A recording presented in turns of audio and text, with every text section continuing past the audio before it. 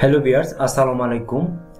আজকে আমরা জানবো একজন প্রোডাকশন ম্যানেজারের কি জব রেসপন্সিবিলিটিস, তার দায়িত্বটা কি এবং তার কাজটা কি। তো চলুন, দেখতেই পাচ্ছেন স্ক্রিনে জব রেসপন্সিবিলিটি প্রোডাকশন ম্যানেজার। এখানে যতগুলা পয়েন্ট আছে সমস্ত পয়েন্টই আপনার একজন প্রোডাকশন ম্যানেজার সেটি কন্ট্রোল করতে হয়, সেটিকে ফলো আপ করতে হয়। সো চলুন আমরা একটু দেখে আসি সে কি ফলো আপ করে। Ensure achievement of production targets and guide production team to achieve targets for the respective unit within given time frame। অর্থাৎ নিশ্চিত করতে হবে প্রোডাকশনে যে টার্গেট এবং যে গাইডলাইন আছে বা যা টিম আছে তাদেরকে অ্যাচিভ করানো সেটা নিশ্চিত করতে হবে, এবং টাইম ফ্রেম অর্থাৎ 8 ঘন্টার ভিতরে আপনি অফিস টাইম যেটা আছে, যে ক্যাপাসিটি আছে, সেই ক্যাপাসিটির টাইম অনুযায়ী কিন্তু আপনাকে প্রোডাক্টিভিটিটা নিশ্চিত করতে হবে যত টার্গেট দেওয়া আছে। সো এটা হচ্ছে ফার্স্ট অফ অল একজন প্রোডাকশন ম্যানেজারের দায়িত্ব এবং রেসপন্সিবিলিটি। সেকেন্ড যে পয়েন্টটা, keep record of all kinds of inputs receive. সমস্ত যে মালামাল বা র ফেব্রিক যে ইনপুট হচ্ছে সেকশনে, সেটা এটি রেকর্ড রাখতে হবে। সেটি রেকর্ড তার ডকুমেন্ট রাখতে হবে, এবং স্টাডিজ ক্যাপাসিটি অফ অপারেশনের যে ক্যাপাসিটিটা আছে সেটা নিয়ে স্টাডি করতে হবে প্রতিদিনই। Identifies and removes constraints to make optimistic use of man. অর্থাৎ মানুষ সঠিকভাবে সেটাকে করতেছে কিনা সেটা নিশ্চিত করতে হবে সেই production manager. As a production manager হিসেবে আপনাকে সেটা জানতে হবে মাস্ট। এবং মেশিনস অ্যান্ড মেটেরিয়ালস, যত ধরনের মেশিন আছে, মেটেরিয়াল, তার ক্যাপাসিটি। আমি আই ডিপার্টমেন্টে একটি ক্লাস দিয়েছি বা একটি ভিডিও দিয়েছি, সেই ভিডিওটি দেখে আসলে আই ডিপার্টমেন্টে 20টা ফর্মুলা আছে। একজন প্রোডাকশন ম্যানেজার হিসেবে আপনাকে সেই রুলসগুলো আপনার ফলো করতে হবে এবং স্টাডি করতে হবে, দেন আপনি ভালো পারফর্ম করতে পারবেন একটি ফ্যাক্টরিতে। থার্ড যে টপিকটা, ডাইরেক্টস and controls the day-to-day operation of the production department, ensuring that the production plan is adhered to by customer requirement। অর্থাৎ একজন বাইরের যে রিকোয়ারমেন্ট আছে, দৈনিক যে আমাদের যে টার্গেট আছে প্রোডাকশনের ডিপার্টমেন্টে, সেটা নিশ্চিত করতে হবে বায়ার রিকোয়ারমেন্ট অনুযায়ী। অর্থাৎ ডেলিভারি ডেট অনুযায়ী, অর্ডার ডেলিভারি ডেট থেকে ডেলিভারি ডেট পর্যন্ত যে লিড টাইমটা দেওয়া থাকে, সেই লিড টাইমটা আপনাকে কন্ট্রোল রেখে প্রোডাকশনটা আপনার সেই কাস্টমারকে শিপ করতে হবে সেই ডেট অনুযায়ী। সেটি মাথায় রেখে একজন প্রোডাকশন ম্যানেজার কাজ করতে হয়। Fourth, ensuring employers discipline effectively. অর্থাৎ কর্মী যারা আছে, যারা ওয়ার্কার আছে বা আর্টিজেন যারা আছেন, তারা সঠিকভাবে আসছে কিনা, অফিসে হাজিরা ঠিকঠাক আছে কিনা, বা তাদের যে দক্ষতা সেটা নিশ্চিত করতে হবে একজন প্রোডাকশন ম্যানেজারের। And employees grievances are address in timely and proper manner. সঠিকভাবে তার টাইম ক্যালকুলেশন, সঠিকভাবে প্রোডাক্টিভিটি, এমপ্লয়ীদের যে অ্যাড্রেস, সমস্ত ডকুমেন্টই একজন প্রোডাকশন ম্যানেজার ডকুমেন্টারি করতে হয় এবং সেটি ফলো আপ করতে হয়।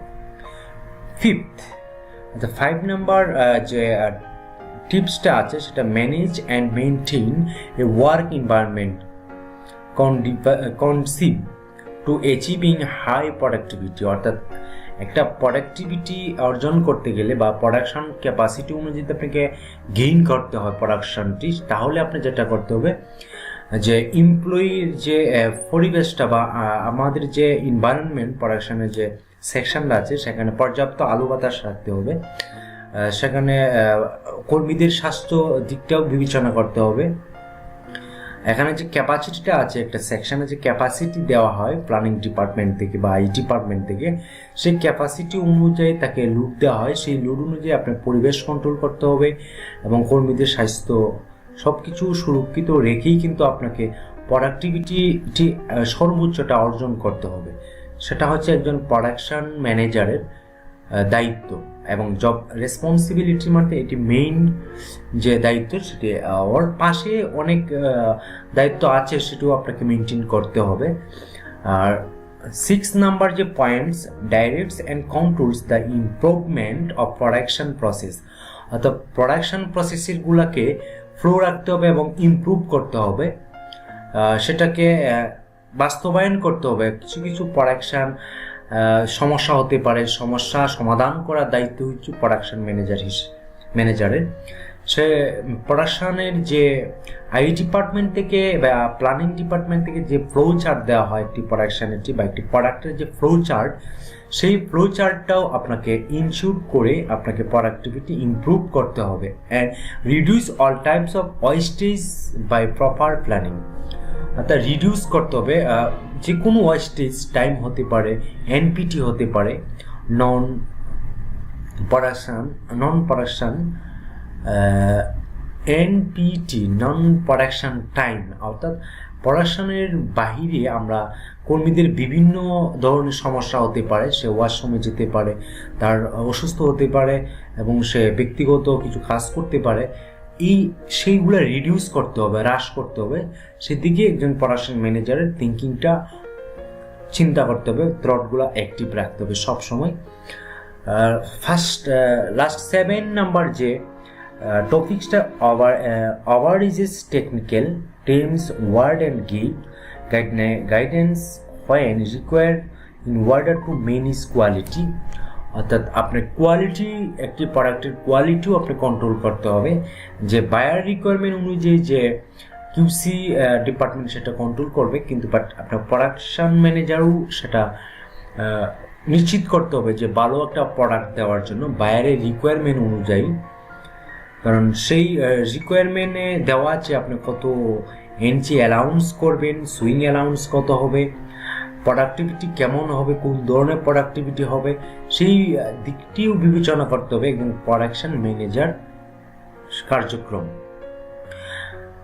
লাস্টের যে পয়েন্টটা, guides and trains up the new employee, অর্থাৎ এমপ্লয়ীদেরকে নতুন যে ধারণা বা নতুন যে ট্রেন চলে বর্তমানে, তার ফেসিলিটি সব কিছুই আপনি কিন্তু একজন প্রোডাকশন ম্যানেজারের মাথায় থাকবে।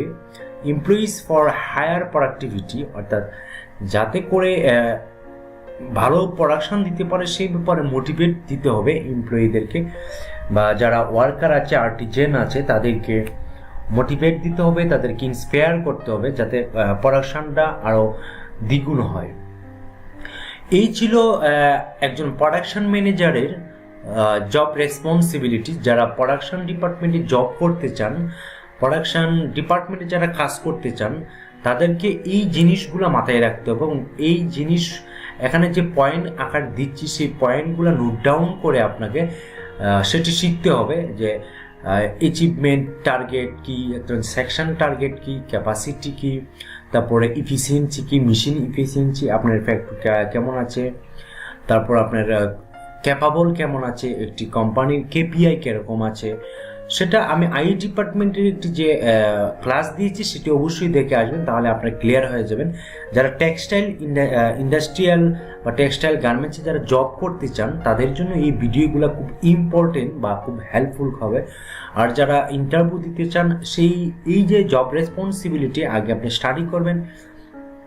বিডি জবসে যেখানে আপনি দেখবেন যে আপনি সার্কুলার পাচ্ছেন, প্রথমে আপনি যেটা করবেন, জব রেসপন্সিবিলিটি আপনার বিডি জবস থেকে সংগ্রহ করবেন, করার পরে সেখানে স্টাডি করবেন যে, আর ভাইভা বোর্ডে কিন্তু আপনাকে সেই বিষয়টি উপরে, জব রেসপন্সিবিলিটির উপরে আপনাকে কোয়েশ্চেন করবে, আপনাকে সঠিক প্রপার ওয়েতে আপনাকে সে আনসারগুলো দিতে হবে।